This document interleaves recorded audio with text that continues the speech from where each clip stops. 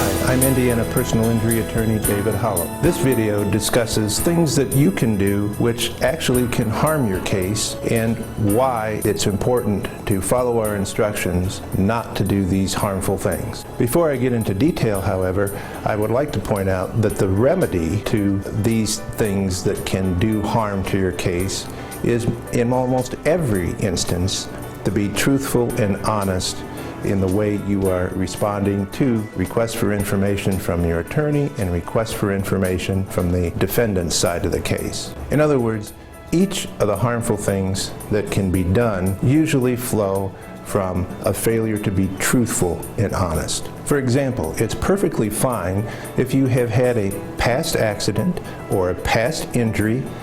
What is not perfectly fine is to hide that past accident or attempt to hide that past injury. Once we know that you've had past accidents, it's perfectly within the ability of the law to deal with those kind of situations. People have prior injuries and those injuries get aggravated and the law allows them to make a recovery. Another example of things that go wrong is when a person fails to file tax returns.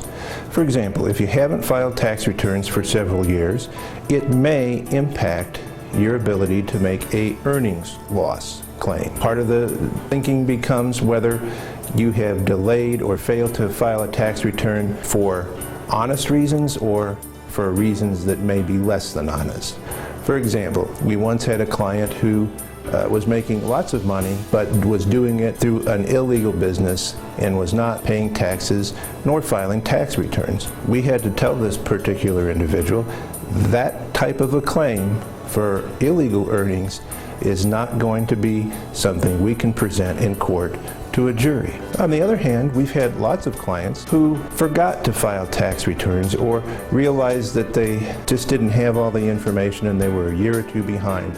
This situation can easily be remedied by seeing an accountant and filing back tax returns. Another example of things people do to harm their case is to exaggerate.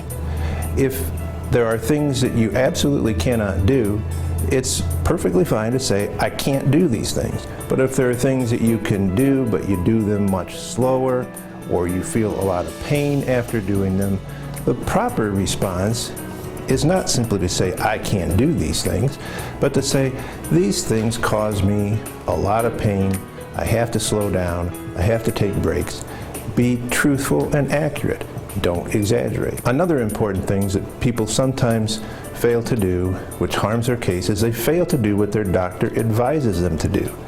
For example, if a doctor says go to physical therapy or take a particular medication, it's not appropriate to fail to do what the doctor says on your own choice. Now, on the other hand, if taking the medication makes you nauseous, tell the doctor, ask for a new medication. Don't just stay home with your pain and ignore what your doctor's advice is. Check with your doctor and ask for new medication if that's the solution. And if you go to physical therapy and it hurts you, tell the therapist. Don't just stop going to therapy.